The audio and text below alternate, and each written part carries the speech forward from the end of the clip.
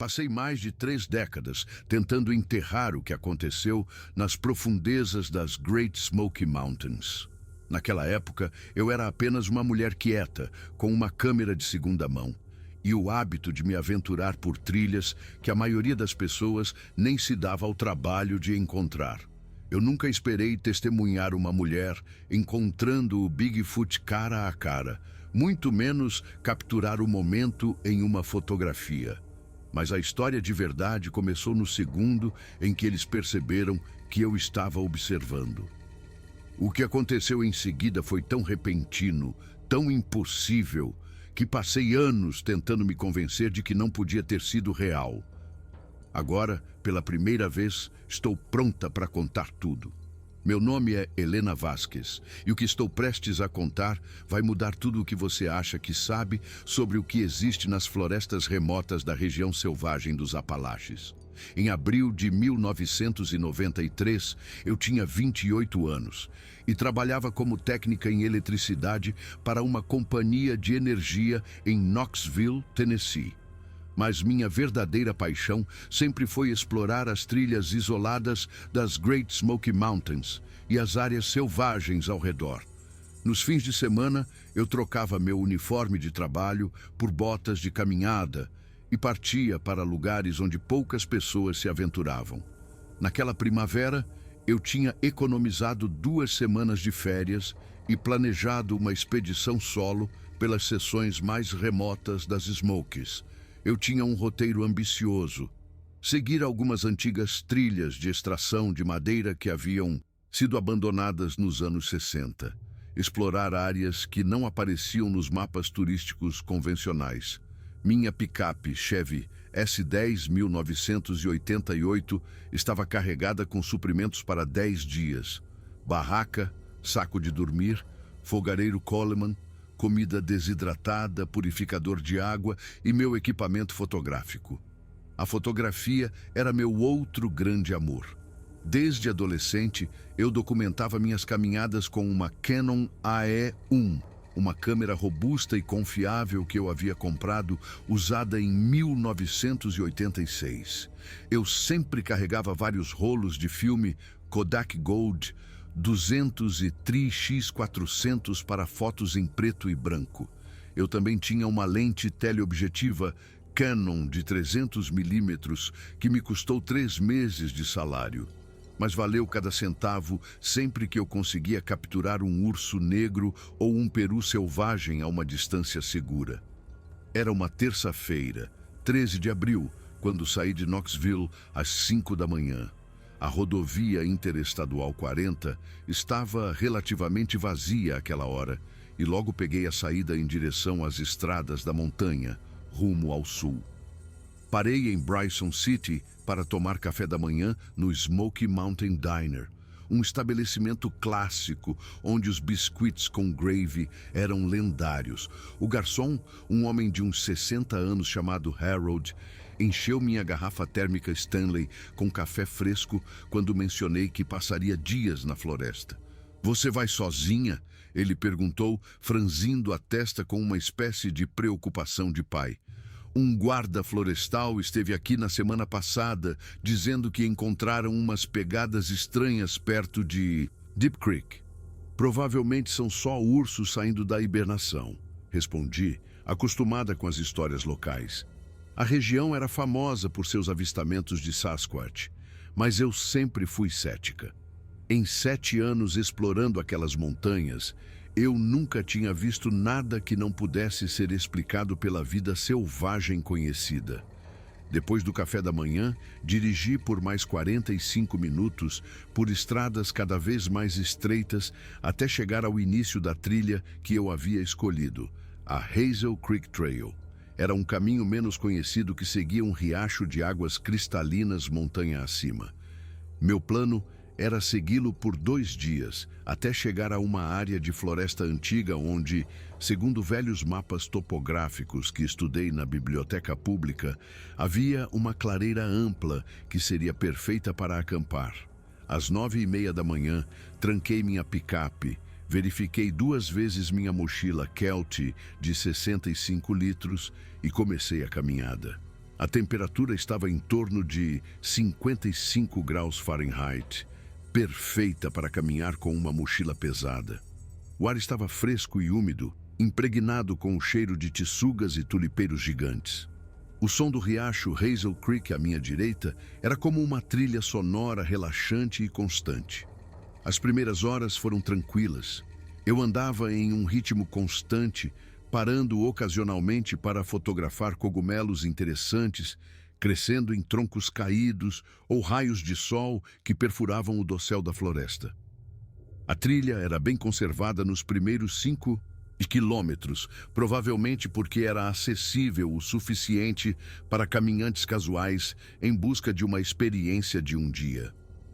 Por volta do meio-dia, parei para almoçar perto de uma ponte de madeira que cruzava um afluente menor do riacho.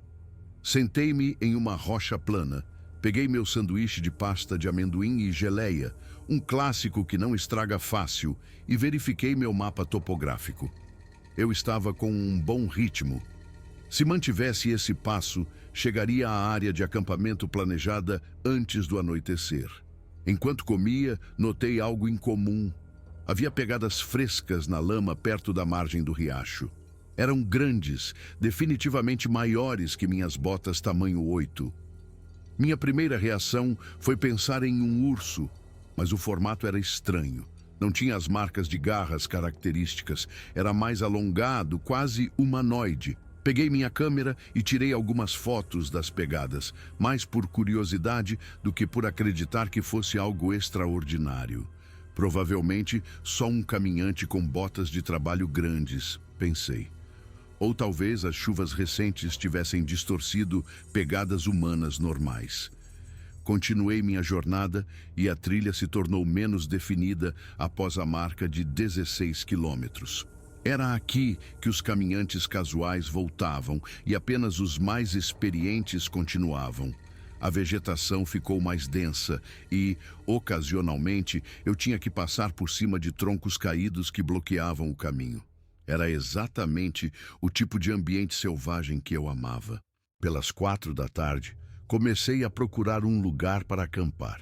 Eu queria encontrar um local antes que escurecesse completamente, já que montar uma barraca em uma floresta densa usando apenas uma lanterna era sempre um desafio.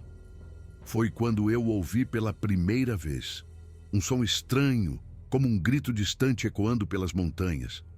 Não era um urso, não era um lince, era algo que eu nunca tinha ouvido antes. Eu congelei, tentando identificar a direção e a distância. O som veio novamente, mais prolongado desta vez. Era gutural, poderoso, mas tinha uma qualidade quase melódica. Os pelos da minha nuca se arrepiaram. Em todos os meus anos nas montanhas, eu tinha ouvido muitos chamados de animais selvagens, mas este era completamente novo. O sol estava baixo no horizonte, lançando longas sombras sobre os troncos maciços das velhas tiçugas. Decidi acelerar o passo e encontrar um local para acampar rapidamente. 15 minutos depois, encontrei uma pequena clareira a cerca de 100 metros da trilha, com terreno relativamente plano e uma vista parcial do vale abaixo. Montei minha barraca North Face rapidamente, usando a última luz do dia. Havia algo reconfortante na rotina. Estender a lona, encaixar as varetas, apertar as cordas. Organizei meu equipamento dentro da barraca, pendurei meu saco de comida em uma árvore distante, protocolo padrão para evitar ursos, e cozinhei um jantar simples no meu fogareiro. Macarrão instantâneo e uma lata de sopa Campbell. Quando a escuridão caiu, acendi meu lampião Coleman e sentei-me em um tronco próximo, ouvindo os sons da floresta. Corujas piavam à distância. Ocasionalmente, eu ouvia galhos quebrando, provavelmente cervos ou javalis se movendo no escuro, mas não ouvia aquele grito estranho novamente. Pelas 9h30, eu estava dentro do meu saco de dormir, lendo uma cópia velha e gasta de A Walk in the Woods, de Bill Bryson, que tinha sido lançado alguns anos antes. Mas minha mente continuava voltando para aquelas pegadas estranhas e aquele som inexplicável. A lógica me dizia que devia haver uma explicação racional. A floresta estava cheia de ruídos que podiam parecer estranhos se você não estivesse familiarizado com eles. Eventualmente, o cansaço do dia me venceu e eu adormeci ao som suave da chuva leve que começava a cair sobre a lona da barraca. Acordei de repente. Meu relógio Timex marcava 3h52 da manhã. Havia um som lá fora. Não era a chuva. Ela tinha parado. Era algo se movendo, algo grande, quebrando galhos e pisando em folhas secas. Meu coração começou a disparar. Urso. Pensei imediatamente. Tinha que ser um urso. Fiquei perfeitamente imóvel dentro do meu saco de dormir, respirando superficialmente.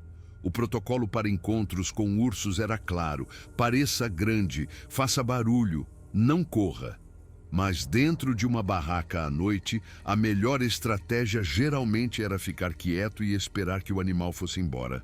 O som continuou por vários minutos. O que quer que fosse estava circulando o meu acampamento, mas sem chegar muito perto. Então, ouvi algo que fez meu sangue gelar, uma respiração pesada e profunda, muito perto da barraca. Não era o fungar de um urso, era diferente, mais controlado, mais deliberado. Permaneci congelada por mais 20 minutos, até que os sons finalmente se afastaram. Levei mais 1 hora para meu coração desacelerar o suficiente para que eu conseguisse voltar a dormir. Quando o sol da manhã finalmente iluminou a floresta, saí cautelosamente da barraca. A primeira coisa que notei foram as pegadas. Estavam por toda parte ao redor do meu acampamento, no solo úmido e macio. Eram enormes. Eu estimaria pelo menos 17 polegadas de comprimento por 7 de largura. E tinham inconfundivelmente o formato de um pé humano, só que em uma escala impossível. Minha mente científica tentou encontrar explicações. Alguém usando botas especiais. Mas quem estaria vagando pela floresta às 4 da manhã fazendo isso? E os passos eram profundos, indicando algo extremamente pesado. Além disso, havia um claro espaçamento entre os dedos visível em algumas das marcas. Peguei minha câmera e fotografei as pegadas extensivamente de vários ângulos, colocando minha bota ao lado delas para dar escala. Usei um rolo inteiro de 36 poses apenas nas pegadas. Se nada mais, seria uma curiosidade interessante para mostrar aos meus amigos quando voltasse para Knoxville, mas eu estava inquieta. Uma parte de mim queria arrumar tudo e voltar para a civilização. A outra parte, a parte curiosa que me levava a explorar trilhas isoladas em primeiro lugar, queria investigar. O que quer que tivesse visitado o meu acampamento tinha seguido para o norte, mais acima na montanha, na direção oposta à trilha principal. Depois de um café da manhã com barras de granola e café instantâneo, tomei uma decisão. Eu passaria mais um dia explorando a área. Se algo mais estranho acontecesse, eu voltaria. Mas pegadas grandes não eram uma ameaça direta. Animais selvagens são naturalmente curiosos. Era provável que o que quer que fosse não voltaria. Guardei meu equipamento fotográfico principal na barraca, mas mantive uma câmera compacta Olympus Stylus que eu sempre carregava no bolso do peito para fotos rápidas. Também levei binóculos, uma bússola, meu canivete suíço e fósforos extras.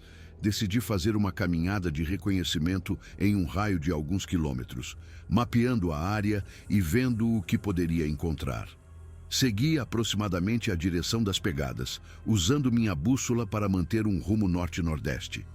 A floresta aqui era primordial, com tsugas e tulipeiros de centenas de anos, com troncos tão largos que 3 pessoas de mãos dadas não conseguiriam abraçá-los.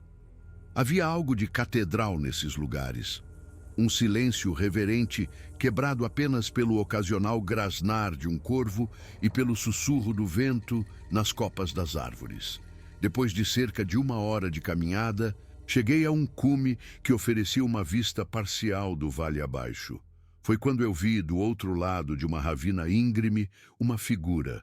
Era humana, Isso estava claro. Uma mulher, pelo que pude perceber, vestindo o que pareciam ser roupas escuras. Ela estava parada em uma área relativamente aberta, cercada por algumas pedras grandes e troncos caídos. Instintivamente, me agachei atrás de um afloramento rochoso e levantei meus binóculos. Através das lentes, pude ver a mulher com mais clareza.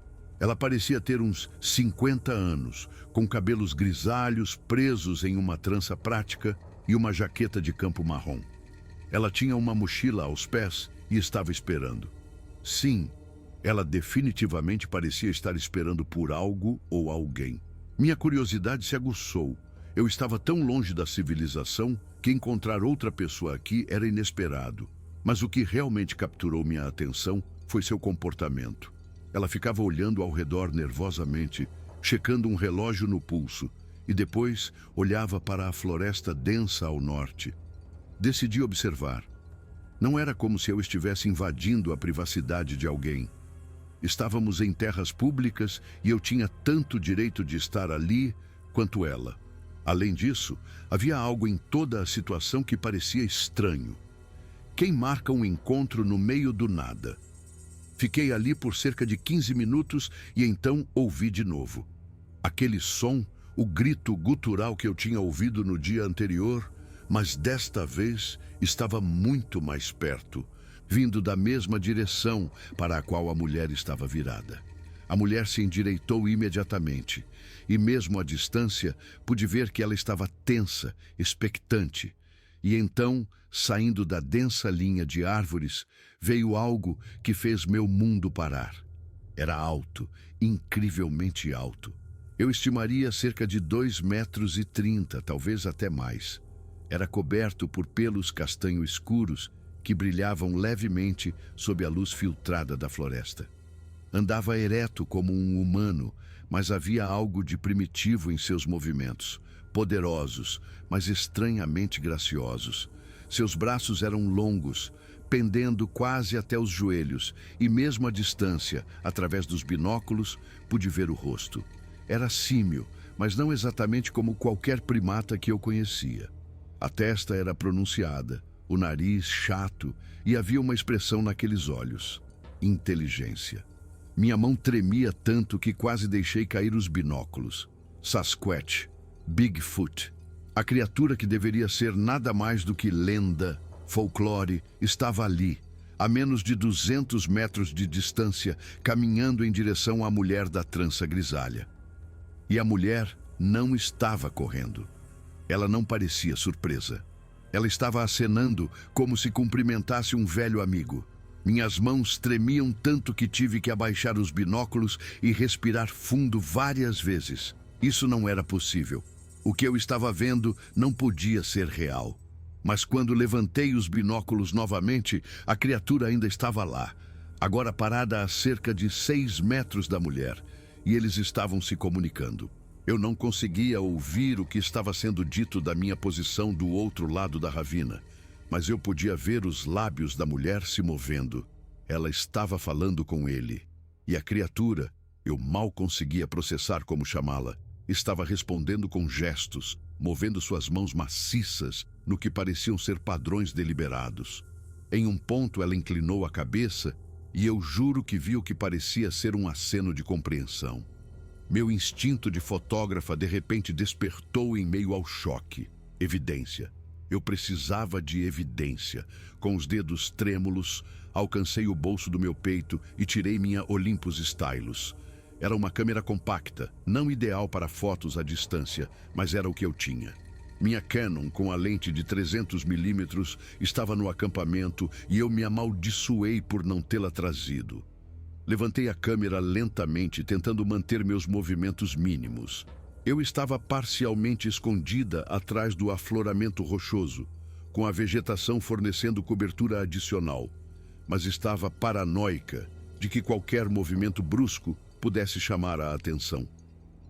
Através do visor da câmera, a cena era menor, menos detalhada, mas era alguma coisa. Clique. A primeira foto. O som do obturador pareceu ensurdecedor para meus sentidos aguçados, mas nem a mulher nem a criatura reagiram. Estavam muito focados um no outro. Tirei outra foto, depois outra. A câmera compacta tinha um flash embutido, mas eu tinha me certificado de que estava desligado.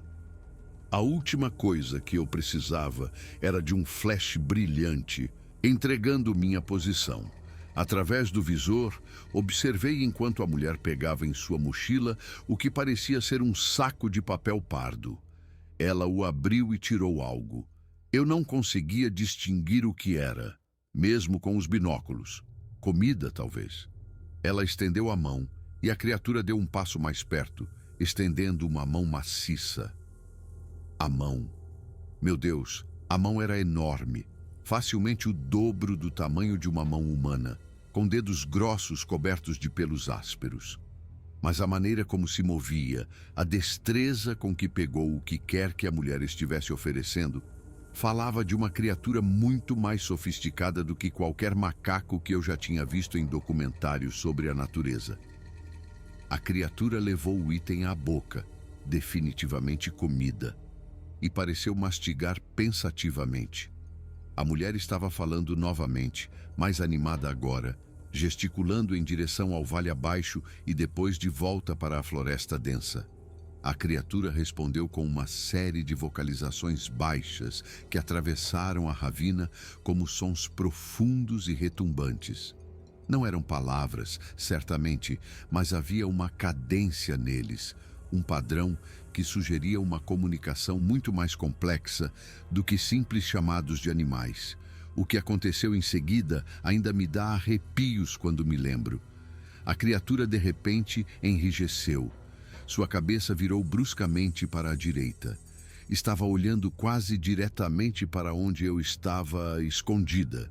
A mulher notou a mudança de comportamento imediatamente e se virou para olhar também. Por um momento aterrorizante, eu tive certeza de que tinha sido descoberta. Mas então a criatura fez um gesto rápido, quase um aceno displicente, e voltou sua atenção para a mulher. Ainda assim, algo havia mudado. A interação se tornou mais apressada. A mulher falava mais rápido, tirando um caderno e mostrando algo nas páginas para a criatura. A criatura estudou por um momento, fez alguns gestos, depois se virou e começou a caminhar de volta para a linha das árvores. A mulher observou-a ir, depois começou a arrumar suas coisas rapidamente. Fiquei congelada em meu esconderijo por mais 10 minutos depois que ambos partiram. Minhas pernas estavam com cãibras, meu coração ainda estava acelerado e minha mente estava absolutamente a mil. Eu tinha acabado de testemunhar algo impossível, algo que desafiava todo o entendimento científico do que existia nessas montanhas. Quando finalmente me movi, quase tropecei. Minhas pernas estavam duras e eu não estava prestando atenção ao terreno. Em um momento, quase torci o tornozelo em uma raiz exposta, o que me trouxe de volta à realidade. Me machucar aqui sozinha seria catastrófico. A caminhada de volta levou cerca de 45 minutos. Quando cheguei ao meu acampamento, tudo estava como eu havia deixado. Embora eu me pegasse verificando o perímetro nervosamente em busca de novas pegadas, não havia nenhuma. Sentei-me no tronco perto da minha barraca e tentei acalmar meus pensamentos acelerados. A parte lógica do meu cérebro continuava tentando encontrar explicações alternativas. Alguém poderia ter construído uma fantasia elaborada? Eu tinha visto o filme de Patterson Gimlin, de 1967, a famosa filmagem que os entusiastas do Bigfoot afirmavam ser real. Os céticos diziam que era apenas uma pessoa em uma fantasia. Poderia ter sido algo semelhante? Uma farsa elaborada na qual eu havia tropeçado? Mas o movimento, a maneira como se portava, o tamanho e as proporções, criar uma fantasia tão convincente seria quase impossível. E por quê? Por que alguém se daria a um trabalho tão elaborado aqui? A quilômetros de qualquer testemunha, encontrando-se em segredo. Fraudadores queriam atenção, não privacidade. Não, o que eu tinha visto era real. Eu tinha certeza disso, tão certa quanto já estive de qualquer coisa. Peguei meu caderno, um diário de campo à prova d'água que eu sempre carregava, e comecei a escrever tudo o que conseguia lembrar. A hora, o local. Marquei as coordenadas com base no meu mapa topográfico e nas leituras da bússola. Descrições detalhadas tanto da mulher quanto da criatura. A natureza de sua interação. Tudo. Se eu ia ter evidências fotográficas, precisava de uma documentação escrita detalhada para acompanhar. A criatura tinha aproximadamente 2,30 metros de altura, estimei. Talvez um pouco mais. Coberta de pelos castanho escuros, mais longos nos ombros e na parte superior das costas. O rosto tinha a pele escura sob pelos faciais esparsos, com uma arcada superciliar pronunciada e um nariz chato. Os braços eram desproporcionalmente longos em comparação com as proporções humanas. O peito era maciço, em forma de barril. As pernas eram grossas e poderosas, embora os pés... Eu não tinha tido uma visão clara dos pés, infelizmente. A mulher, caucasiana, aproximadamente 50 a 60 anos, cabelos grisalhos em uma trança, talvez 1,67 m de altura, constituição mediana, jaqueta de campo marrom, calças escuras, possivelmente jeans, botas de caminhada. Ela carregava uma mochila verde de estrutura externa, provavelmente uma Kelty ou marca similar popular na época. Ela parecia confortável, familiarizada com a criatura, não mostrando medo algum. Escrevi por quase 1 hora, preenchendo páginas com observações e perguntas. Então, voltei-me para questões práticas. Se eu quisesse obter uma documentação melhor, precisava de um plano. A questão era, eu deveria tentar descobrir de onde aquela mulher tinha vindo? Tinha que haver um veículo em algum lugar, outro ponto de acesso à trilha. Se ela estava se encontrando regularmente com a criatura, ela tinha que ter uma maneira confiável de chegar àquele local. Alternativamente, eu poderia ficar de vigia no local do encontro e esperar para ver se algum deles voltava. Mas por quanto tempo eu esperaria? Meus suprimentos eram para 10 dias e eu estava apenas no 2º dia. Enquanto debatia minhas opções, ouvi algo que fez meu sangue gelar. Aquele chamado de novo, a vocalização gutural e de outro mundo que eu tinha ouvido na noite anterior e esta manhã. Mas desta vez era diferente. Parecia mais perto e foi seguido por outro chamado, ligeiramente diferente no tom, vindo de uma direção diferente. Eles estavam se comunicando. Havia mais de um deles. Levantei-me rapidamente, instintivamente olhando ao redor. A floresta, de repente, parecia menos um lugar selvagem e pacífico e mais um território pertencente a outra coisa. Algo que eu não entendia e possivelmente não tinha o direito de estar documentando. Mas eu não podia ir embora. Ainda não. Isso era importante demais. Tomei uma decisão. Amanhã, eu moveria meu acampamento para mais perto do local de encontro que eu havia observado. Eu levaria meu equipamento fotográfico adequado e encontraria um ponto de observação melhor.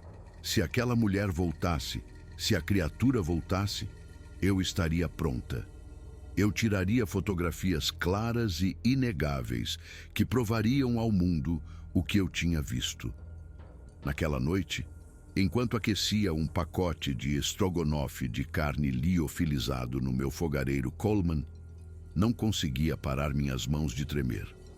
Eu tinha vindo para as Great Smoky Mountains em busca de solidão e paisagens bonitas para fotografar. Em vez disso, eu tinha tropeçado em algo que desafiava tudo o que eu pensava saber sobre o mundo. O sol estava se pondo, pintando o céu visível através do dossel em tons de laranja e roxo. Em algum lugar lá fora, na floresta que escurecia, criaturas que não deveriam existir estavam vivendo suas vidas. E pelo menos um humano sabia sobre elas e estava guardando seu segredo. Agora eu também fazia parte desse segredo. A questão era, o que eu faria com ele? Mal dormi naquela noite. Cada som fora da minha barraca parecia amplificado. O farfalhar das folhas, o estalo de galhos distantes, o chamado ocasional de um pássaro noturno. Por volta das 2 da manhã, ouvi os chamados novamente. 2 vocalizações distintas, indo e vindo, como uma conversa travada através de quilômetros de floresta. Não eram ameaçadoras, apenas estavam lá, um lembrete de que eu estava compartilhando essa natureza selvagem com algo extraordinário. Ao primeiro sinal de luz, eu já estava desmontando o acampamento. Tinha decidido me aproximar do ponto de observação de ontem, mas não tão perto a ponto de ser facilmente descoberta. Eu precisava encontrar um lugar com boa visibilidade daquela clareira onde a mulher e a criatura se encontraram, mas com cobertura suficiente para permanecer escondida. Reembalei meu equipamento com cuidado, certificando-me de que minha Canon AE1 e a lente teleobjetiva de 300mm estivessem facilmente acessíveis no compartimento superior da minha mochila. Eu tinha carregado um novo rolo de filme preto e branco Kodak Tri-X400.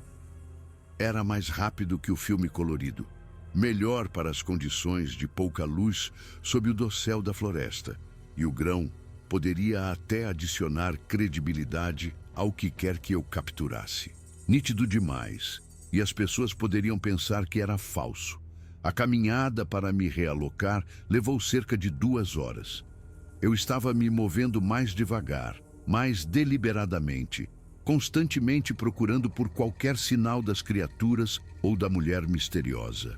Em um ponto, encontrei o que poderia ter sido uma pegada em terra fofa, uma marca parcial, que poderia ser de algo com um pé muito grande, mas não estava clara o suficiente para ter certeza.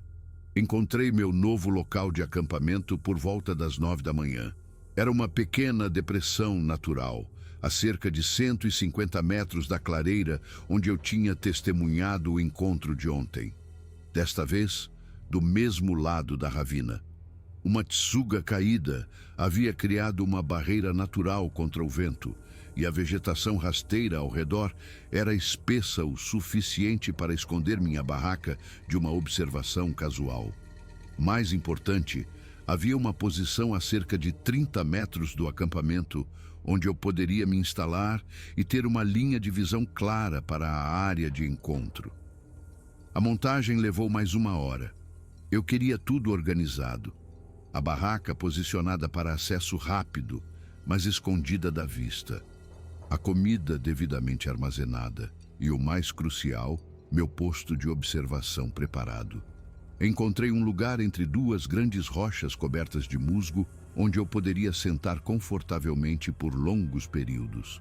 As frestas entre as rochas e as samambaias ao redor forneciam um excelente esconderijo, ao mesmo tempo que ofereciam linhas de visão claras. Montei minha câmera em um pequeno tripé que eu havia trazido, posicionando-a para que eu pudesse ajustar rapidamente para diferentes ângulos.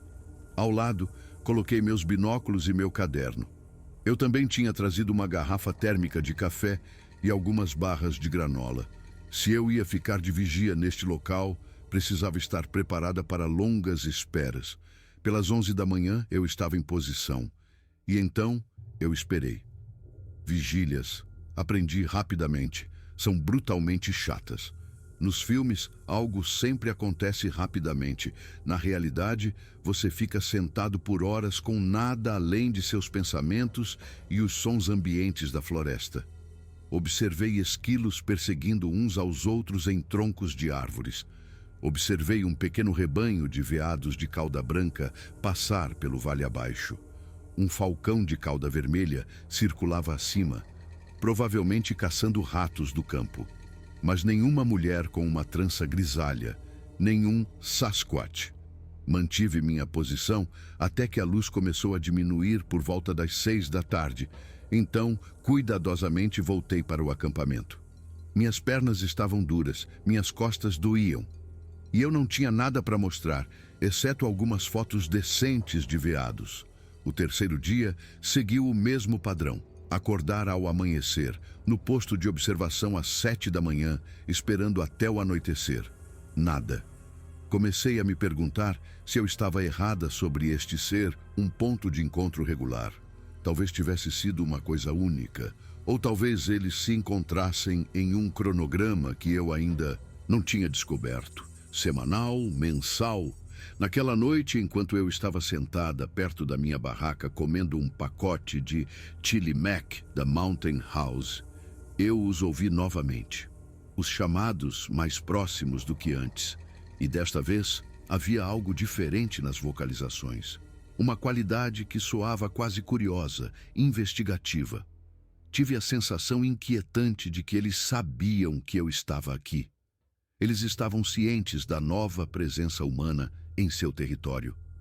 Dormi com minha faca de caça ao alcance naquela noite, embora soubesse que seria inútil contra uma criatura daquele tamanho se uma delas decidisse ser agressiva. Mas havia algo estranhamente reconfortante no peso dela em minha mão. Dia 4. Eu estava começando a fazer meus cálculos mentais sobre os suprimentos. Eu tinha trazido comida suficiente para 10 dias, mas estava comendo mais do que o planejado. Provavelmente a energia nervosa queimando calorias extras. Eu poderia esticar para 12 dias se necessário, talvez 13 se fosse cuidadosa. Eu estava na minha posição de observação às 6:30 da manhã, mais cedo do que nos dias anteriores. A manhã estava nublada com uma leve névoa pairando nos vales. Através dos meus binóculos, a clareira mal era visível através da neblina. Eu quase não a vi chegar. A mulher da trança grisalha apareceu por volta das 8 da manhã, emergindo da trilha oeste que eu a tinha visto usar antes. Ela carregava a mesma mochila verde, vestindo a mesma jaqueta de campo marrom. Mas desta vez, notei algo que eu tinha perdido antes. Ela carregava algo na mão esquerda. Uma bengala, pensei a princípio, mas quando ela se aproximou do centro da clareira, pude ver que era, na verdade, um longo cajado de madeira, deliberadamente esculpido com o que pareciam ser marcas ou símbolos. Ela pousou a mochila e ficou no meio da clareira, segurando o cajado verticalmente. Então ela fez algo estranho. Ela levantou o cajado e o bateu contra o chão 3 vezes, criando um som oco e retumbante que se propagou pela distância. Então ela esperou. Eu estava com a câmera pronta, o dedo no disparador. Através da lente teleobjetiva, eu podia ver seu rosto claramente agora, curtido pelo tempo, bronzeado, com linhas profundas ao redor dos olhos e da boca. Esta era uma mulher que passava muito tempo ao ar livre. Seu cabelo era mais grisalho do que eu pensara inicialmente, quase completamente prateado, com apenas traços de seu marrom original. 5 minutos se passaram, depois 10. A mulher permaneceu de pé, paciente, ocasionalmente olhando ao redor, mas sem parecer nervosa. Isso era rotina para ela. E então eu ouvi aquela vocalização, o chamado profundo e retumbante, mas desta vez veio de muito perto da minha posição. Eu congelei. Lentamente, mal ousando respirar, virei minha cabeça para a esquerda. E lá, talvez a 12 metros de distância, parcialmente obscurecido pela vegetação rasteira, estava outro deles. Este era um pouco menor que a criatura que eu tinha visto 2 dias antes, talvez 2,10 metros de altura em vez de 2,30. O pelo era mais escuro, mais preto do que marrom, e estava olhando diretamente para a clareira, aparentemente inconsciente da minha presença a poucos metros de distância. Meu coração martelava tão forte que eu tinha certeza de que ele podia ouvi-lo. Eu estava mais perto de um Sasquatch do que provavelmente qualquer humano moderno já esteve, pelo menos qualquer um que viveu para documentar. A criatura estava de perfil para mim, e eu podia ver detalhes que havia perdido em minha observação anterior. Os músculos se movendo sob a pele coberta de pelos, o subir e descer de sua respiração, a maneira como seus dedos, aqueles dedos impossivelmente longos, ocasionalmente se flexionavam como que em antecipação. Muito, muito lentamente, movi minha mão em direção à minha câmera. A criatura na clareira era a foto óbvia, mas esta, tão perto, seria uma evidência ainda melhor. A lente teleobjetiva era perfeita para a distância, se eu conseguisse apenas ajustar o ângulo sem fazer barulho. A criatura de repente fez outra vocalização, esta mais suave, quase conversacional, e da clareira veio uma resposta. Arrisquei um olhar de volta para o local do encontro e vi que o Sasquatch maior havia chegado. Estava se aproximando da mulher, que estava sorrindo, realmente sorrindo, e estendendo a mão em cumprimento como se faria com um velho amigo. A criatura perto de mim começou a se mover em direção à clareira. Observei-a andar, estudando seu passo. Movia-se com um movimento de balanço, o peso mudando de um lado para o outro. Mas não havia nada de desajeitado nisso. Cada passo era colocado deliberadamente, silenciosamente. Para algo tão grande, movia-se pela floresta com uma furtividade notável. Assim que se afastou, voltei minha atenção para a clareira. Agora havia 2 deles com a mulher. O maior que eu tinha visto antes e este novo indivíduo, um pouco menor. Eles estavam definitivamente se comunicando. A mulher falando no que pareciam ser tons normais de conversa. Embora eu não conseguisse distinguir as palavras desta distância, e as criaturas respondendo com uma combinação de vocalizações e gestos. Comecei a fotografar. Clique, avança, clique, avança. Tentei manter um ritmo constante, não muito rápido, certificando-me de que cada foto estivesse devidamente enquadrada. Através do visor, observei a mulher pegar itens de sua mochila. Mais comida. Pareciam maçãs, talvez. Ela estava distribuindo-as para as 2 criaturas. Então, ela tirou outra coisa. Um livro comum parecia, com uma capa escura. Ela o abriu e parecia estar mostrando algo para a criatura maior, que se inclinou para olhar. O menor se aproximou também, e os 3 estavam examinando o que quer que estivesse naquelas páginas. Isso estava além de qualquer coisa que eu havia imaginado. Não eram apenas criaturas inteligentes. Estavam interagindo com artefatos humanos, com materiais escritos. O que havia naquele livro? Fotos, mapas. Eu estava longe demais para dizer, mesmo com minha lente teleobjetiva. A interação continuou por cerca de 20 minutos. Em um ponto, a criatura maior gesticulou em direção à floresta ao norte, e a mulher tirou o que parecia ser um mapa topográfico. Eles pareciam estar discutindo algo específico, traçando rotas no mapa. A mulher estava fazendo anotações em um pequeno caderno. Um pensamento horrível me ocorreu. Essa mulher estava ajudando-os de alguma forma, ou eles a estavam ajudando? E se isso não fosse apenas uma relação amigável? E se houvesse algo mais acontecendo? Algo que eu não entendia. Continuei fotografando, queimando o rolo de filme. Eu tinha trazido 6 rolos no total para esta viagem e já estava no meu 3º. Mas isso valia a pena. Cada quadro era potencialmente histórico. Então algo mudou. A criatura menor de repente ficou rígida, sua cabeça virando bruscamente em direção ao leste. A maior notou imediatamente, e ambas as criaturas ficaram completamente imóveis. A mulher parou de falar, olhando entre elas com preocupação óbvia. Um som chegou aos meus ouvidos, distante, mas se aproximando. Um motor. Um helicóptero, pelo som. As criaturas reagiram imediatamente. Sem nenhum sinal aparente, ambas se viraram e começaram a se mover rapidamente em direção à linha das árvores. A mulher estava se apressando para juntar suas coisas, enfiando o livro e o mapa de volta em sua mochila. Em segundos, ambas as criaturas haviam desaparecido na floresta e a mulher estava se apressando pela trilha oeste. O som do helicóptero ficou mais alto. Eu ainda não conseguia vê-lo através do dossel da floresta, mas estava definitivamente se aproximando. Estava procurando por algo? Procurando pelas criaturas? Como alguém saberia procurar aqui? Ou estavam me procurando? Não, isso era pensamento paranoico. Provavelmente era apenas uma patrulha de rotina do serviço florestal ou talvez um helicóptero de vigilância de incêndios. Ainda assim, me senti exposta. Se eles tivessem equipamento infravermelho ou de detecção de calor, detectariam meu acampamento?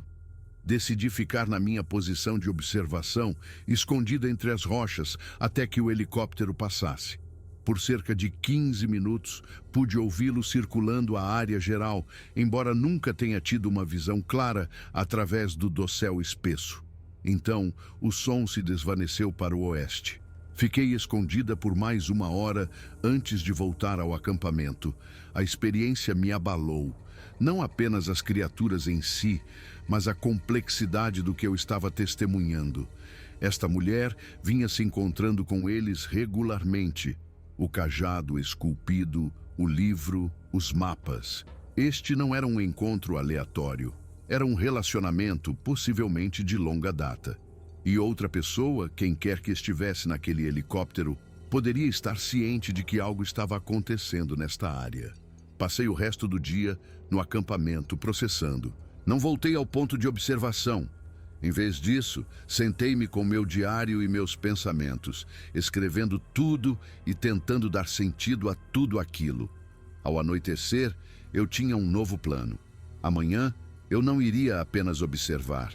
Eu tentaria seguir a mulher quando ela partisse, descobrir de onde ela vinha, quem ela era. As criaturas eram importantes, mas entender o lado humano desse mistério parecia igualmente crucial. Acordei antes do amanhecer no 5º dia, meu corpo agora condicionado aos ritmos da floresta. Hoje, porém, era diferente. Hoje, eu não estava apenas observando, estava investigando ativamente. A decisão de seguir a mulher da trança grisalha pesava em minha mente, mas eu havia me comprometido com isso. Eu precisava de respostas. Arrumei uma pequena mochila de ataque com o essencial: água, barras energéticas, minha bússola, mapa topográfico, a câmera Olympus compacta, binóculos e meu caderno. Deixei a maior parte do meu equipamento no acampamento, incluindo a Canon maior. Se eu fosse me mover por terreno desconhecido, precisava viajar leve e rápido. Às 6 da manhã, eu estava posicionada em um local diferente, mais perto da trilha oeste por onde tinha visto a mulher chegar e partir. Eu havia estudado meu mapa topográfico na noite anterior, traçando para onde aquela trilha provavelmente levava. Parecia contornar o cume e, eventualmente, se conectar com uma antiga estrada de extração de madeira que estava marcada em meu mapa como não mantida. Essa estrada levaria, eventualmente, à estrada do Serviço Florestal 288, que era acessível por veículo. A espera foi mais difícil hoje. Eu estava tensa, nervosa com o que estava prestes a fazer. Seguir alguém sem seu conhecimento parecia errado, invasivo, mas eu continuava me lembrando que isso era maior do que convenções sociais. Tratava-se de entender algo que poderia mudar tudo. A mulher chegou por volta das 8h15 da manhã. Observei através dos binóculos enquanto ela passava pelo mesmo ritual. O cajado, as 3 batidas, a espera. Mas hoje, nada aconteceu. Ela esperou por quase 1 hora, ocasionalmente chamando suavemente, palavras que eu não conseguia distinguir. Mas nenhum Sasquatch apareceu. O helicóptero de ontem deve tê-los assustado, pensei. Eles provavelmente estavam a quilômetros de distância agora, movendo-se por partes da floresta onde os humanos nunca se aventuravam. A mulher parecia desapontada, mas não particularmente surpresa. Por volta das 9h30, ela colocou a mochila nos ombros e começou a descer pela trilha oeste. Esperei até que ela estivesse fora de vista por 2 minutos. Então, comecei a seguir. Rastrear alguém por uma floresta é mais difícil do que parece. Eu tinha que ficar longe o suficiente para que ela não me ouvisse, mas perto o suficiente para não perdê-la.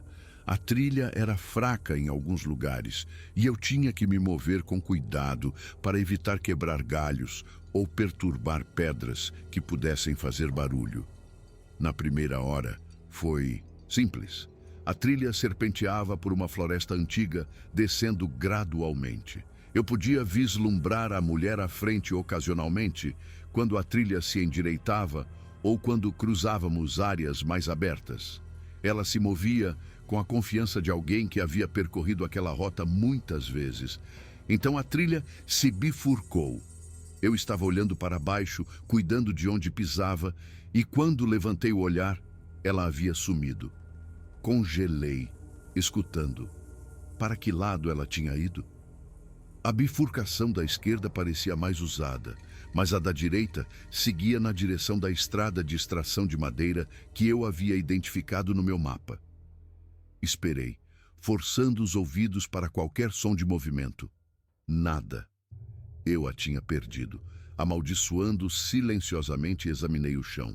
O solo da floresta aqui era principalmente agulhas de pinheiro e matéria orgânica decomposta, não ideal para rastros.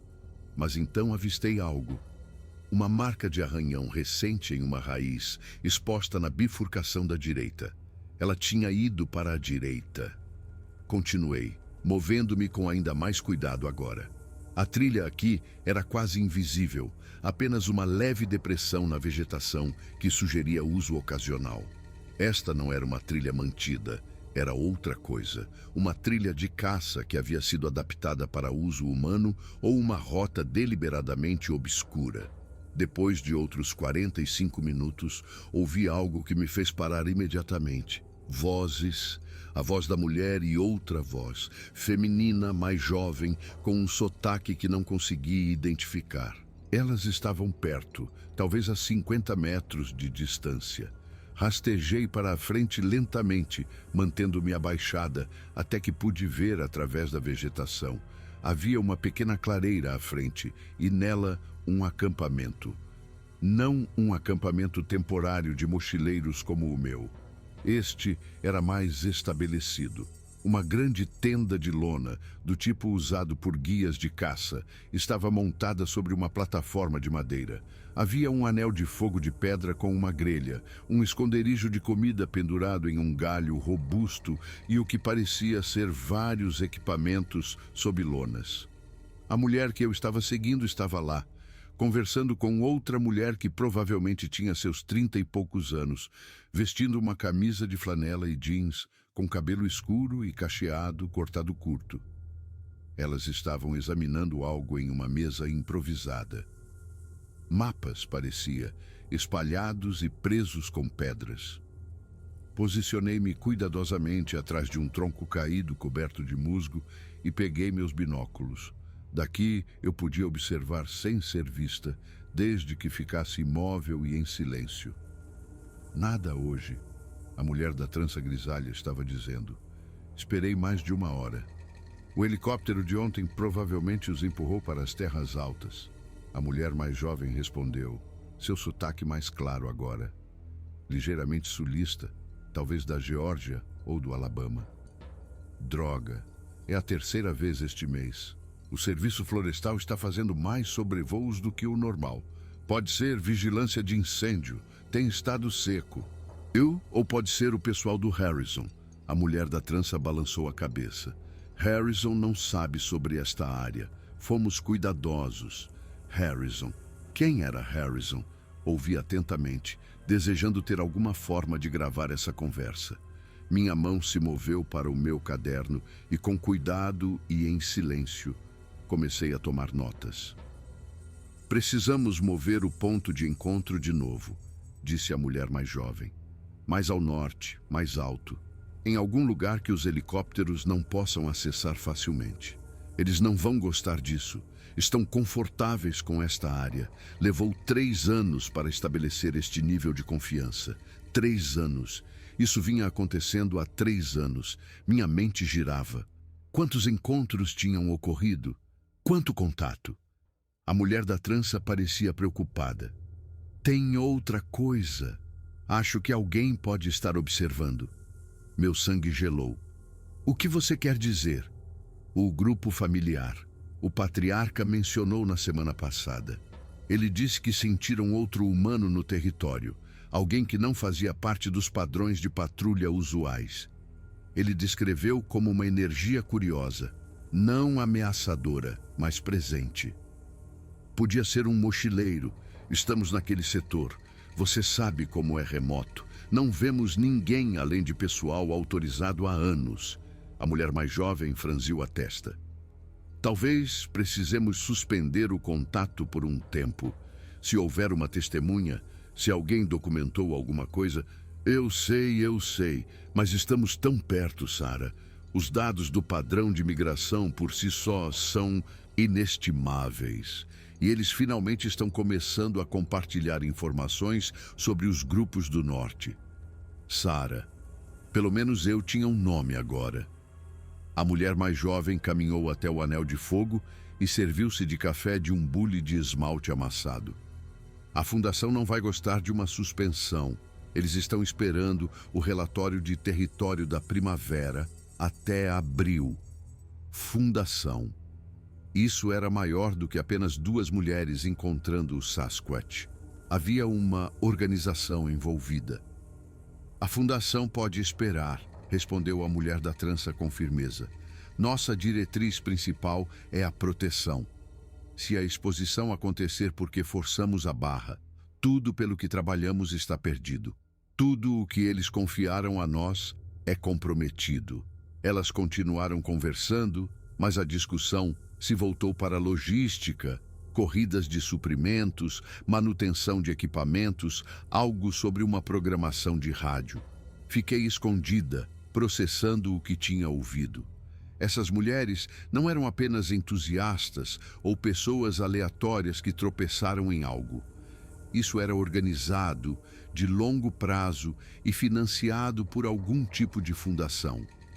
Elas estavam coletando dados, mapeando padrões de migração e haviam estabelecido confiança suficiente com uma família de Sasquatch a ponto de se referirem a um patriarca. O patriarca tinha me sentido. De alguma forma, essas criaturas sabiam que eu estava lá, observando. O pensamento era ao mesmo tempo emocionante e aterrorizante. Após cerca de 20 minutos, a mulher da trança grisalha colocou a mochila nos ombros novamente. Estou voltando para o acampamento base. Preciso verificar as armadilhas fotográficas no cume leste e reabastecer. Estarei de volta na sexta-feira. Sexta-feira está bom. Vou tentar fazer contato no meio da semana, se eles descerem das terras altas. Ainda temos o ponto de encontro reserva em Laurel Creek. Eles tinham múltiplos pontos de encontro, armadilhas fotográficas, acampamentos base. Essa operação era sofisticada. A mulher da trança partiu, seguindo para o oeste por uma trilha que eu não tinha notado antes. Sarah entrou na tenda e saiu com um rádio. Não um walkie-talkie, mas uma unidade maior, possivelmente um rádio amador ou PX. Ela estendeu uma antena e começou a fazer uma transmissão, mas estava usando algum tipo de código. Raposa cinzenta para a toca. Raposa cinzenta para a toca. Atualização de status. Contato negativo devido à atividade aérea. Retomando a programação na sexta-feira. Setor 12 permanece limpo. Uma voz respondeu com chiado. Masculina, mais velha. Ciente, raposa cinzenta. Avise se a realocação for necessária. Toca, câmbio final. Eu havia tropeçado em algo muito maior do que uma simples amizade humano-Bigfoot. Esta era uma operação de pesquisa organizada, possivelmente com várias equipes, cronogramas coordenados e preocupação com a exposição.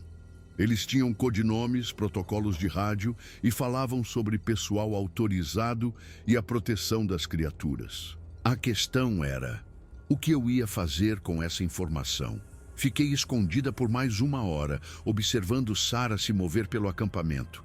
Ela parecia estar fazendo manutenção de rotina, verificando suprimentos, fazendo anotações em um diário de bordo, ajustando uma das lonas. Eventualmente, ela entrou na tenda e não saiu mais. Com cuidado e em silêncio, recuei pelo caminho que tinha vindo. Cada passo parecia precário. Se eles sabiam que alguém estava na área, poderiam estar alertas para sinais de vigilância. A última coisa que eu precisava era ser pega. A caminhada de volta ao meu acampamento levou quase 3 horas. Movi-me lentamente, constantemente, verificando atrás de mim para ter certeza de que não estava sendo seguida. Minha mente estava a mil com as implicações. Uma fundação estudando o Sasquatch, vários pesquisadores em campo, contato regular com um grupo familiar, armadilhas fotográficas documentando o comportamento. Esta era uma pesquisa científica legítima sendo conduzida em segredo. Mas por que o sigilo? A resposta óbvia era a proteção. Se o mundo soubesse que o Sasquatch existia, essas florestas seriam invadidas. Caçadores, pesquisadores, turistas, a mídia. Seria o caos. As criaturas perderiam seu habitat, sua segurança, possivelmente suas vidas. Essas pessoas, quem quer que fossem, tinham decidido que manter o Sasquatch em segredo era a melhor maneira de protegê-los. E eu tinha fotografias que poderiam destruir tudo o que eles construíram. Quando cheguei ao meu acampamento, verifiquei imediatamente para ter certeza de que tudo estava intacto. Estava.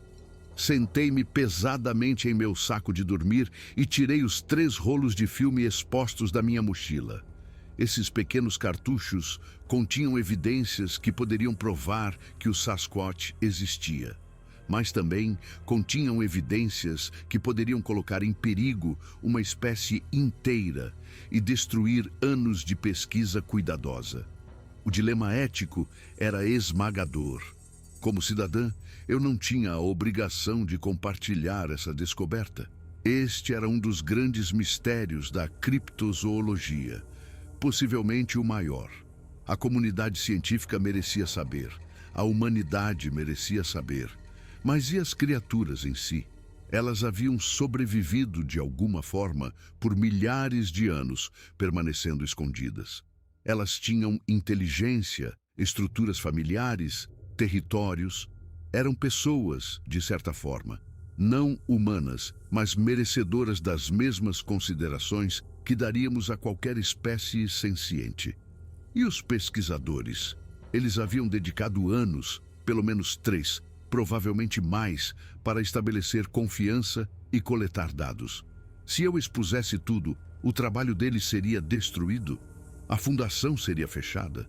O Sasquatch fugiria ainda mais para o interior da natureza selvagem, para nunca mais ser estudado.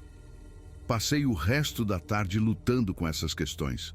Mal toquei no meu jantar, apenas algumas bolachas e carne seca que comi mecanicamente enquanto olhava para a minha bolsa de câmera.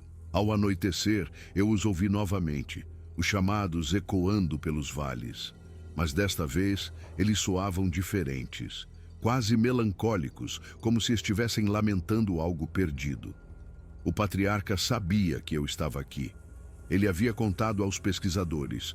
O grupo familiar provavelmente estava se mudando agora, abandonando o território que usaram por gerações, tudo porque um humano curioso havia tropeçado em seu mundo com uma câmera. O peso daquilo era avassalador. Eu tinha vindo a essas matas em busca de aventura e belas fotografias. Em vez disso, encontrei algo que me assombraria pelo resto da vida. Naquela noite, tomei uma decisão provisória. Eu terminaria minha viagem planejada. Eu tinha suprimentos para mais 5 dias. Eu me daria esse tempo para pensar, para observar, para entender o máximo que pudesse. Então, eu decidiria o que fazer com as fotografias e o conhecimento que havia adquirido. Mas enquanto eu estava deitada em meu saco de dormir, ouvindo aqueles chamados distantes se desvanecendo na noite, eu sabia que o que quer que eu decidisse mudaria tudo. Não havia como voltar a ser a pessoa que eu era antes de ter visto uma mulher apertar a mão de uma lenda. A questão não era se eu contaria a história. A questão era como e a que custo. Os dias 6 e 7 passaram em um turbilhão de debate interno. Fiquei no meu acampamento, não me aventurando mais para a vigilância. Parecia errado agora, sabendo que eu era a intrusa em uma situação delicada que levou anos para ser construída. Em vez disso, passei meu tempo caminhando por trilhas familiares, fotografando a beleza mundana da floresta. Samambaias se desenrolando, orvalho da manhã em teias de aranha, o jogo de luz através das tsugas antigas. Mas minha mente nunca estava longe daqueles 3 rolos de filme na minha mochila. Na noite do 7º dia, algo aconteceu que mudou tudo. Eu estava sentada do lado de fora da minha barraca, escrevendo em meu diário à luz do meu lampião Coleman, quando ouvi um som. Não os chamados distantes aos quais eu me acostumara, mas algo mais perto. Passos. Passos pesados e deliberados se aproximando do meu acampamento. Meu primeiro instinto foi medo, puro medo primitivo, mas me forcei a manter a calma, a permanecer sentada. Correr seria inútil. Se um deles quisesse se aproximar de mim, a pior coisa que eu poderia fazer era parecer ameaçadora. Os passos pararam a cerca de 10 metros do meu acampamento, logo além do círculo de luz do lampião. Eu podia ouvir a respiração, respirações profundas e compassadas. Então uma voz. Não palavras humanas, mas uma vocalização que claramente pretendia comunicar. Era baixa, retumbante, com um tom interrogativo no final. Olá, eu disse, minha voz mal passando de um sussurro. Eu não vou te machucar. Não quero fazer mal. Silêncio. Então outra vocalização, diferente desta vez. Quase contemplativa. Lentamente, tão lentamente que mal ousei respirar, estendi a mão e apaguei o lampião. Meus olhos levaram um momento para se ajustar à escuridão, iluminada apenas por uma meia-lua que se filtrava pelo dossel. E então eu o vi. O Sasquatch maior, aquele que eu observei pela primeira vez se encontrando com a mulher, estava parado na beira do meu acampamento. Ao luar, seu pelo castanho escuro parecia quase prateado. Seus olhos, aqueles olhos escuros e inteligentes, estavam fixos em mim. Ficamos assim pelo que pareceu uma eternidade. Humano e Sasquatch, apenas se olhando.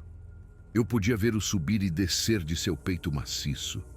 Podia ver a maneira como suas mãos pendiam ao lado do corpo, relaxadas, não ameaçadoras. Este não era um encontro agressivo. Era uma avaliação. Eu vi você, eu disse baixinho. Eu vi você com a mulher. Eu tirei fotos. Por que eu estava confessando isso? Eu não sei. Simplesmente pareceu necessário ser honesta. Eu não sei o que fazer com elas. A criatura inclinou a cabeça e eu juraria por tudo que considero sagrado que ela me entendeu. Talvez não as palavras em si, mas o tom, o conflito em minha voz. Ela deu um passo mais perto, depois outro. Meu coração batia tão forte que eu podia ouvi-lo em meus ouvidos, mas não me movi. Ela parou a cerca de 5 metros de distância, perto o suficiente para que eu pudesse sentir seu cheiro, um aroma terroso, almiscarado, não desagradável, como terra molhada e casca de tsuga. Então ela fez algo extraordinário. Ela alcançou as costas e tirou algo do que só posso descrever como uma posição de transporte natural, presa em seus pelos da parte inferior das costas. Era um galho, mas não um galho qualquer. Havia sido deliberadamente despojado de galhos menores e casca em alguns lugares, criando um padrão. A criatura o estendeu em minha direção. Levantei-me lentamente e dei um passo à frente. A criatura não recuou. Dei outro passo e outro até estar perto o suficiente para pegar o galho. Nossos dedos quase se tocaram enquanto eu o agarrava. Os meus, pequenos e pálidos. Os dela, enormes e cobertos de pelos ásperos. No momento em que peguei o galho, a criatura fez um som suave, não ameaçador, quase gentil. E então se virou e foi embora. Em segundos, havia desaparecido na floresta, movendo-se com o mesmo silêncio impossível que eu havia observado antes. Fiquei ali segurando o galho, tremendo. Em minhas mãos estava um presente, um reconhecimento, uma mensagem que dizia: nós sabemos que você está aqui. Nós também vemos você. Passei o resto daquela noite examinando o galho à luz do lampião. O padrão entalhado nele não era aleatório, formava uma sequência repetida. 3 marcas, depois 2, depois 3 novamente, continuando por todo o galho. Era decorativo, simbólico, uma forma de arte. Eu não tinha como saber, mas era claramente intencional, claramente feito com propósito e pensamento. Este não era apenas um animal inteligente, era um ser pensante e criador. E eu tinha, em minha mochila, fotografias que poderiam fazer seu mundo inteiro desmoronar. Pela manhã, eu havia tomado minha decisão. Dia 8. Desmontei o acampamento pela última vez. Embalei tudo com cuidado, certificando-me de não deixar nenhum vestígio da minha presença. Os princípios de não deixar rastros que eu sempre segui ganharam um novo significado agora. Esta floresta não era apenas um lugar selvagem. Era o lar de seres que mereciam o mesmo respeito que daríamos a qualquer povo indígena protegendo sua terra. Mas antes de partir, fiz mais uma coisa. Peguei os 3 rolos de filme expostos da minha mochila e encontrei uma pedra chata perto do meu antigo acampamento. Um por um, puxei o filme para fora dos cartuchos, expondo-o completamente à luz brilhante da manhã. 36 poses vezes 3 rolos, 108 fotografias de evidência tornadas inúteis em segundos. Enquanto o filme se enrolava e se degradava sob a luz do sol, senti algo inesperado. Não arrependimento, mas alívio. Essas fotografias não me pertenciam. Essa história não era minha para contar, pelo menos não da maneira que viria da publicação daquelas imagens. Eu guardei apenas o galho. A caminhada de volta para minha picape levou a maior parte do dia. Quando cheguei ao início da trilha e vi minha Chevy S10 coberta com uma semana de poeira e agulhas de pinheiro, parecia que eu estava voltando de outro mundo. De certa forma, eu estava. A viagem de volta para Knoxville foi longa e contemplativa. Parei no mesmo Smoky Mountain Diner em Bryson City, onde Harold, o garçom, se lembrou de mim. "Como foi sua viagem, querida?" Ele perguntou, reabastecendo meu café. "Tirou boas fotos?" "Não as que eu esperava", respondi honestamente. Mas foi esclarecedor. Ele sorriu com conhecimento de causa. "A floresta tem um jeito de nos mostrar o que precisamos ver, nem sempre o que queremos ver." De volta ao meu apartamento em Knoxville, revelei os poucos rolos de filme que havia tirado antes do encontro fatídico. Paisagens, veados, a beleza mundana que eu havia capturado em meus últimos dias.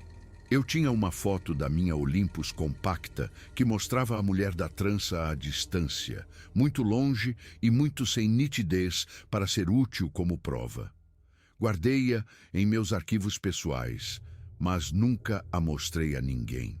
O galho foi para uma prateleira na minha sala de estar. Quando as pessoas perguntavam sobre ele, eu dizia que o havia encontrado nas Smoky Mountains, o que era verdade. Não mencionava quem o havia me dado. Nas semanas que se seguiram, fiz algo que nunca havia feito antes. Fui à Biblioteca Pública de Knoxville e comecei a pesquisar o filme de Patterson Gimlin e outros encontros com o Sasquatch. Li livros de pesquisadores que passaram décadas procurando por evidências. E lentamente, nas entrelinhas de seus relatos, comecei a reconhecer padrões. Havia outros que sabiam, não muitos, mas alguns. Pessoas que tiveram encontros, mas escolheram o silêncio. Pesquisadores que encontraram evidências, mas nunca publicaram. Uma rede silenciosa de protetores que decidiram que alguns mistérios eram melhores não resolvidos, alguns seres melhores não descobertos. Eu nunca tentei encontrar a fundação.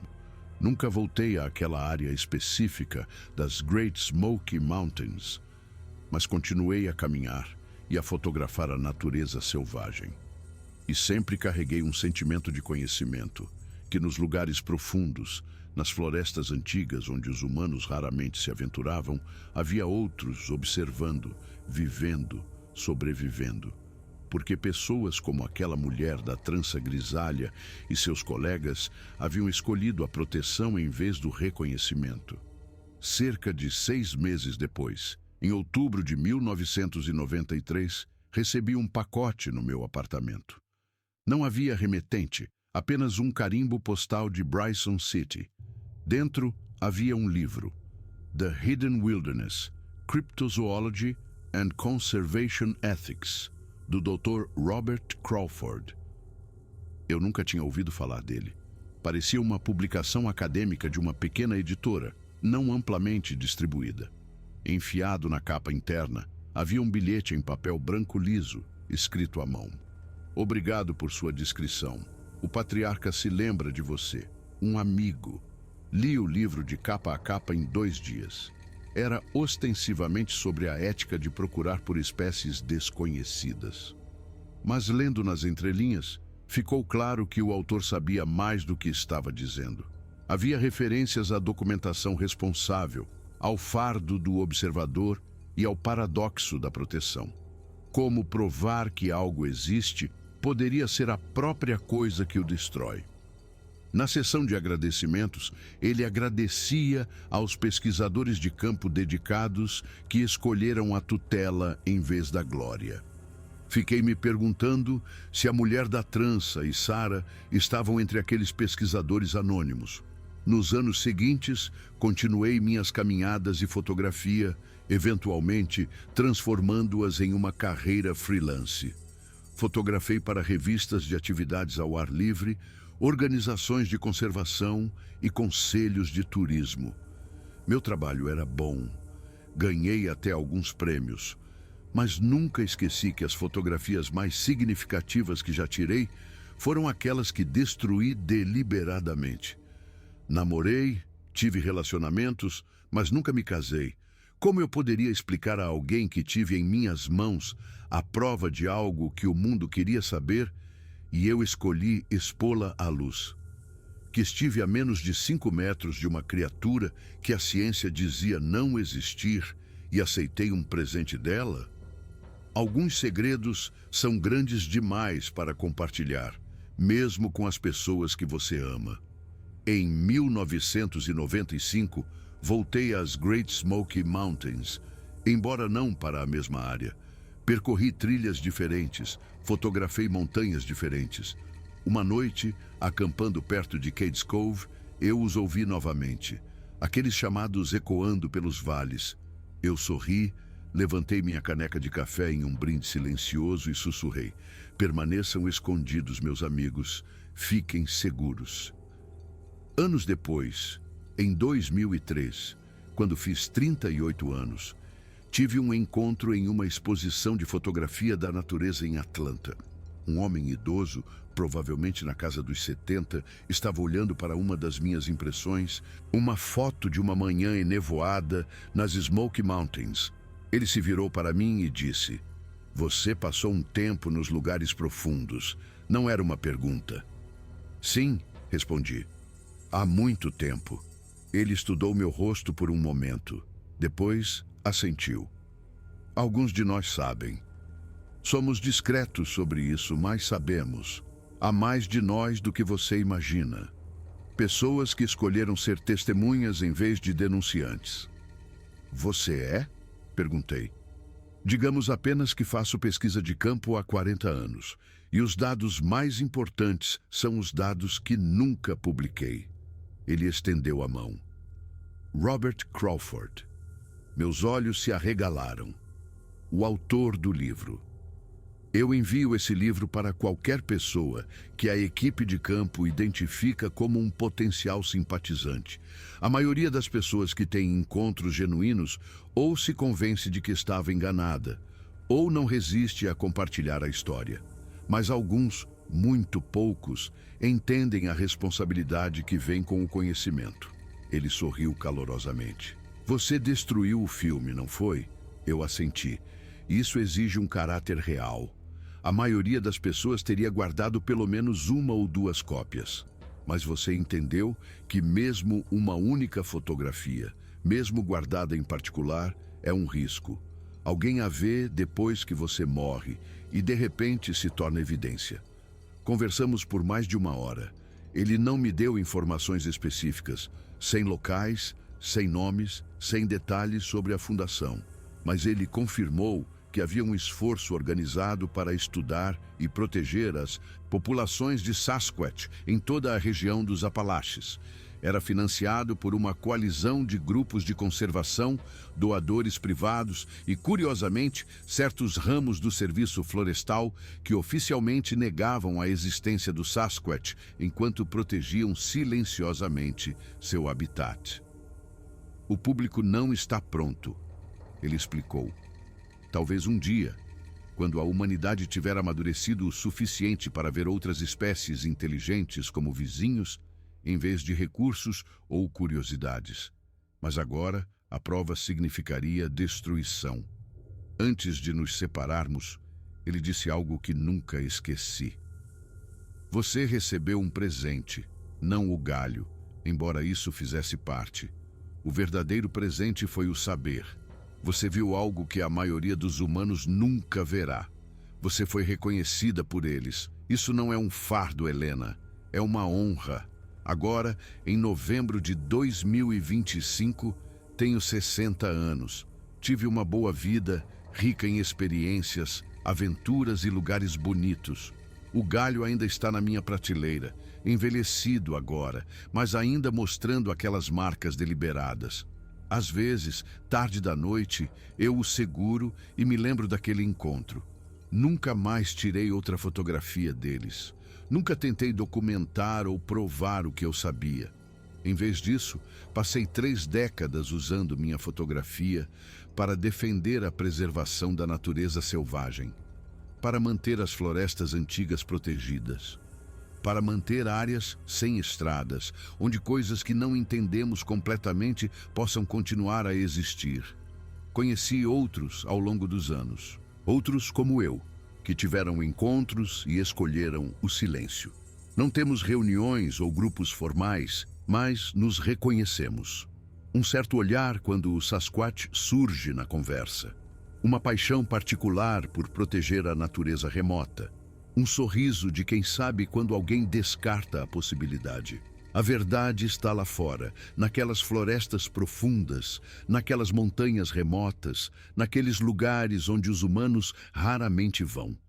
A verdade está nos chamados que ecoam pelos vales, nas pegadas maciças, ocasionalmente encontradas por caminhantes confusos, nos vislumbres captados por pessoas que não têm certeza do que viram.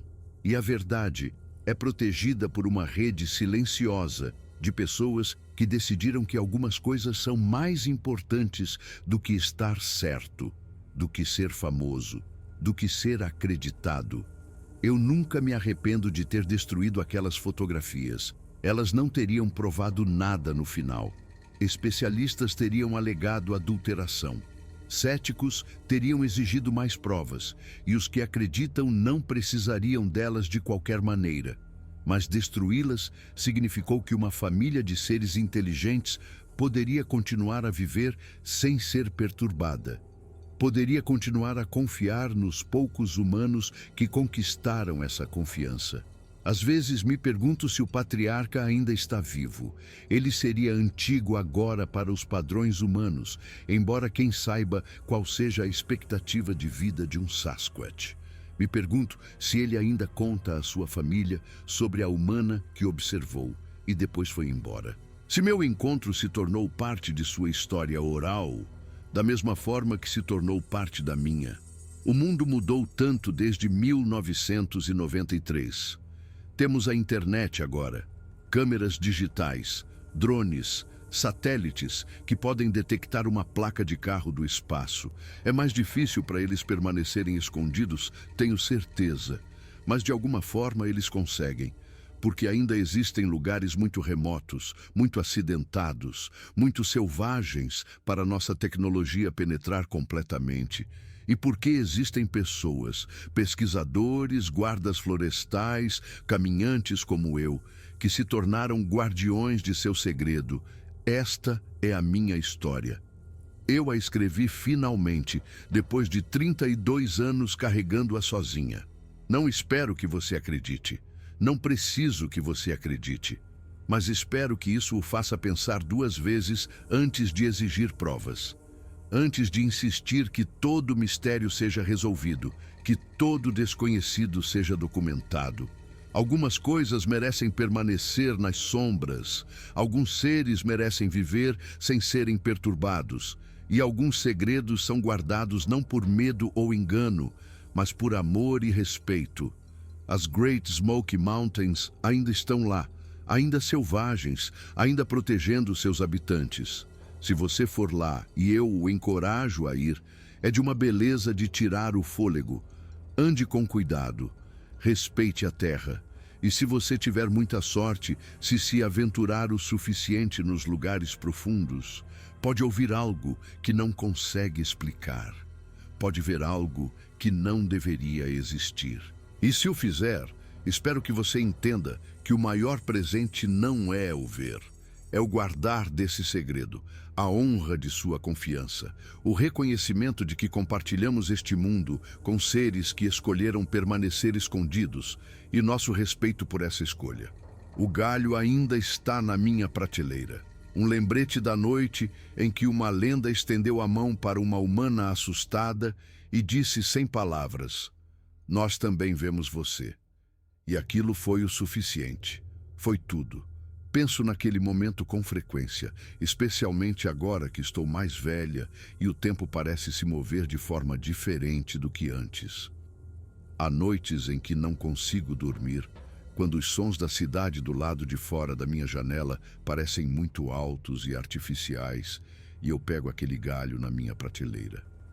As marcas ainda estão lá, gastas e lisas pelos anos e pelos meus dedos que as traçaram inúmeras vezes, mas ainda visíveis. 3, depois 2, depois 3 novamente. Um padrão que alguém, algo, esculpiu com intenção e propósito. Passei décadas me perguntando o que significa. É um nome, uma saudação, um aviso? É matemático, artístico, espiritual? Não tenho como saber, e talvez essa incerteza seja parte do presente. Nem tudo precisa ser explicado. Nem tudo precisa ser entendido da maneira que nós, humanos, normalmente exigimos entendimento. Minha carreira em fotografia de vida selvagem me levou a muitos lugares depois daquela primavera de 1993. Fotografei lobos em Yellowstone, ursos cinzentos no Alasca, peixes-boi na Flórida. Passei 3 meses na Costa Rica documentando espécies da floresta nublada e outros 2 meses na Tanzânia, seguindo as migrações de gnus. Vi coisas que me encheram de admiração e coisas que partiram meu coração. O mundo natural é belo e brutal em igual medida. Mas nada jamais se comparou àqueles 10 dias nas Great Smoky Mountains. Nada jamais replicou aquela sensação de estar na escuridão enquanto algo antigo e impossível estava diante de mim, oferecendo um presente. Em minhas viagens conheci outros fotógrafos, outros naturalistas, outras pessoas que passaram suas vidas em lugares selvagens. E ocasionalmente, muito ocasionalmente, eu reconhecia algo neles. Uma hesitação quando certos tópicos surgiam. Uma maneira de ouvir a floresta que ia além do interesse profissional. Uma relutância em se aventurar nos lugares mais profundos ou, inversamente, um conhecimento estranho e específico de áreas que pareciam remotas demais para terem sido exploradas. Eu nunca perguntei diretamente. Isso parecia uma violação de qualquer código não dito que existisse entre nós. Mas houve momentos. Uma conversa em uma conferência sobre vida selvagem em Denver, onde uma bióloga mencionou ter ouvido chamados na Península Olímpica que ela não conseguia identificar. Ela estudava corujas pintadas há 15 anos e conhecia todos os sons daquelas florestas. Todos os sons, exceto aqueles. Ela nunca mais voltou àquela estação de pesquisa específica depois daquela viagem. Um encontro casual com um guarda florestal em Montana que esteve estacionado na Bob Marshall Wilderness por 20 anos. Ele me contou histórias enquanto tomávamos cervejas em um alojamento em Choteau, e a maioria delas eram contos padrão de encontros com ursos, caminhantes perdidos e invernos difíceis. Mas houve uma história que ele começou a contar e depois parou. Algo sobre uma noite em uma torre de vigia de incêndio, quando viu algo caminhando por um prado ao luar. Algo que não era um urso, não era um alce e não era nada que ele pudesse nomear. Ele me olhou por um longo momento depois disso, e eu olhei de volta, e nenhum de nós disse mais nada. Não precisávamos. Uma bióloga marinha que conheci em uma conferência em Seattle, que estudava orcas no Puget Sound. Ela não tinha nada a ver com florestas ou animais terrestres, mas entendia algo fundamental sobre guardar segredos, sobre observar seres mais inteligentes do que lhes damos crédito e saber que a exposição os destruiria. As orcas em sua área de estudo estavam sofrendo com o tráfego de barcos, a poluição e a diminuição dos cardumes de salmão. Ela tinha dados que mostravam exatamente como a interferência humana as estava matando. Mas ela também sabia que divulgar certos locais, certos grupos, certos comportamentos traria mais atenção, mais barcos, mais interferência. Proteger escondendo, ela me disse uma vez. Às vezes é a única maneira. Eu entendi exatamente o que ela queria dizer. A fundação que Crawford havia mencionado, a organização que financiava a pesquisa que eu testemunhei, nunca me contatou diretamente. Não fui recrutada, nunca convidada a participar de nada oficial. Talvez tenha sido de propósito. Talvez eles tivessem decidido que eu era confiável, precisamente porque não precisava de estrutura ou afiliação para guardar seu segredo. Talvez eles entendessem que os protetores mais confiáveis são aqueles que chegam à decisão de forma independente. Ou talvez eles estivessem observando e esperando para ver se eu escorregaria. Se eu contaria a alguém depois de umas bebidas a mais, ou escreveria tudo em um livro de memórias que seria publicado após minha morte, ou contataria um jornalista quando estivesse velha e doente e procurando por algum tipo de legado, além das fotografias que tirei. Se eles estavam observando, espero que estejam satisfeitos. Espero que entendam que meu silêncio nunca foi sobre medo ou interesse próprio. Foi sobre aquele momento na escuridão. Aquele momento em que algo maciço e antigo e supostamente impossível estava diante de mim e ofereceu um presente. Aquele momento em que entendi que estava sendo confiada e que essa confiança era mais valiosa do que qualquer fotografia, qualquer publicação, qualquer reivindicação de descoberta. Eu escrevi coisas, é claro. Estou escrevendo isto agora. Mas escrevi para mim mesma, não para publicação. Escrevi porque precisava dar sentido ao que aconteceu, e escrever sempre foi como eu processou o mundo. Escrevi porque sabia que um dia estaria velha, e a memória é traiçoeira, e eu não queria perder os detalhes. A mulher da trança grisalha. Nunca soube o nome dela, mas penso nela com frequência. Ela dedicou sua vida a algo que a maioria das pessoas consideraria impossível. Ela passou anos construindo confiança com seres que a ciência dizia não existir. Ela abriu mão de qualquer chance de reconhecimento, avanço na carreira ou legitimidade acadêmica para protegê-los. Eu me pergunto como era a vida dela. Ela tinha uma família que sabia o que ela fazia? Tinha amigos que entendiam? Ou ela carregava seu segredo sozinha, da mesma forma que eu carregava o meu, protegida por seu peso? Sarah, a pesquisadora mais jovem, também penso nela. Ela provavelmente tinha a minha idade, talvez um pouco mais nova. Ela tinha feito a mesma escolha. Dedicou-se a um trabalho que nunca poderia ser publicado, a descobertas que nunca poderiam ser compartilhadas, a uma carreira que não deixaria vestígios em nenhum banco de dados profissional. Onde elas estão agora? Ainda estão em campo, ainda fazendo contato, ainda coletando dados que apenas um punhado de pessoas verá?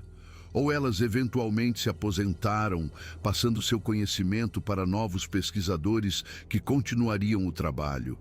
Talvez elas estejam lendo isto agora. Talvez, de alguma forma, estas palavras cheguem até elas. Se sim, quero que saibam que mantive a fé, guardei o segredo. E sou grata, eternamente grata, pelo que elas me permitiram testemunhar. O mundo de 2025 é muito diferente do mundo de 1993. Mencionei a tecnologia antes, os drones e satélites e câmeras digitais que podem capturar imagens na escuridão quase total. Mas é mais do que isso. As próprias florestas são diferentes agora. A mudança climática transformou as paisagens que eu conhecia. As espécies mudaram seus habitats. Os incêndios se tornaram mais frequentes e mais severos. As tsugas, que dominavam a floresta onde tive meu encontro, estão morrendo, mortas por um inseto invasor que se espalhou pelos Apalaches. Eu me pergunto como o Sasquatch se adaptou. Eles sobreviveram por milênios permanecendo escondidos, mas seus esconderijos estão diminuindo. As áreas selvagens que os protegiam estão sendo invadidas, desmatadas, desenvolvidas, queimadas. As estradas avançam mais a cada ano. As trilhas trazem mais caminhantes, as câmeras veem mais, e ainda assim, os chamados ecoam pelos vales. As pegadas ainda aparecem em locais remotos. Os vislumbres ainda acontecem, fugazes, inegáveis, mas persistentes. De alguma forma eles resistem. Talvez essa seja a coisa mais notável sobre eles. Não seu tamanho, ou sua inteligência, ou sua capacidade de se comunicar, mas sua sobrevivência. Por dezenas de milhares de anos, eles viveram ao lado dos humanos, escondidos à vista de todos. Eles viram nossas civilizações nascerem e caírem. Eles nos viram transformar a paisagem, caçar a megafauna até a extinção, envenenar os rios, mudar o próprio clima. E ainda assim eles sobrevivem. Eu encontro esperança nisso. Encontro esperança no conhecimento de que, apesar de tudo o que fizemos, apesar de nossa tecnologia e nossa expansão e nosso impulso implacável para conhecer, documentar e controlar, ainda existem seres que vivem além do nosso alcance. Ainda existem mistérios que não resolvemos. Ainda existem lugares onde não somos os mestres. Tenho 60 anos. Não tenho filhos para herdar meu conhecimento, nenhum aprendiz para continuar o pequeno papel que desempenhei. Quando eu morrer, meu segredo morre comigo. O galho vai parar em uma venda de garagem ou em uma lixeira. Ninguém saberá o que significou. E é assim que deve ser. Algumas coisas não foram feitas para serem herdadas. Algumas verdades são perigosas demais para serem transmitidas. Confio que existem outros. Mais jovens que eu, espalhados pelas áreas selvagens deste país e de outros, que tiveram seus próprios encontros e fizeram suas próprias escolhas. Confio que a Fundação, ou como quer que se chame agora, continua seu trabalho, recrutando novos pesquisadores, estabelecendo novos protocolos, protegendo novos grupos familiares. Confio que a rede de silêncio que Crawford descreveu continua a funcionar. Cada membro desconhecido dos outros, unidos apenas pelo conhecimento compartilhado e pelo compromisso compartilhado. E confio que quando eu me for, o Sasquatch perdurará. Eles sobreviveram a eras glaciais e expansões humanas e a todas as outras catástrofes que a história lhes lançou. Eles sobreviverão a isso também. Eles se adaptarão, se esconderão e esperarão. E um dia, talvez, quando a humanidade finalmente tiver amadurecido o suficiente para encontrá-los como vizinhos, em vez de ameaças, eles sairão das sombras. Ou talvez nunca saiam. Talvez o segredo seja seu estado natural, e eles permanecerão escondidos até que o sol se apague e não haja mais ninguém de quem se esconder. Isso também estaria bem. A existência não requer reconhecimento, a verdade não requer prova, a vida não requer testemunhas. Fiz minha última caminhada na primavera passada. Meus joelhos não são mais os mesmos e as montanhas estão mais íngremes do que eu me lembro. Mas eu queria mais uma viagem às Smokies, antes que meu corpo desistisse completamente. Não fui para a mesma área do meu encontro original. Não tenho certeza se conseguiria encontrá-la agora de qualquer maneira. A paisagem mudou muito e minha memória não é mais a mesma. Mas fui fundo, tão fundo quanto minhas pernas me levaram. Acampei sozinha por 3 noites, em um lugar onde não vi outros humanos, não ouvi motores, não encontrei marcadores de trilha. Apenas eu e a floresta e os fantasmas da memória. Na segunda noite ouvi algo, não os chamados, nada tão definitivo. Apenas um som à distância que poderia ter sido uma coruja ou poderia ter sido outra coisa. Sentei-me perto da minha barraca por horas, ouvindo, esperando. Nada mais veio. Talvez eles soubessem que eu estava lá e escolheram não se aproximar. Talvez os grupos familiares já tenham se mudado há muito tempo para áreas que não conheço. Talvez eles simplesmente tenham aprendido que não se pode mais confiar nos humanos, mesmo naqueles que uma vez se provaram. Ou talvez eu estivesse sozinha na mata, uma velha com articulações rangentes e visão enfraquecida, imaginando o significado nos sons aleatórios da floresta. Talvez tudo tenha sido sempre imaginação, uma história que contei a mim mesma porque precisava acreditar que o mundo era mais estranho e maravilhoso do que parecia. Mas eu não acredito nisso. Eu segurei o galho, senti seu peso e tracei suas marcas. Olhei em olhos que não deveriam existir e vi algo olhando de volta. Aquilo foi real. Aquilo sempre será real. Desci da montanha no 3º dia, lenta e cuidadosamente, certificando-me de não cair. O guarda florestal no início da trilha perguntou se eu tinha visto algo interessante, e eu disse que apenas o de sempre. Veados, perus, um urso negro à distância.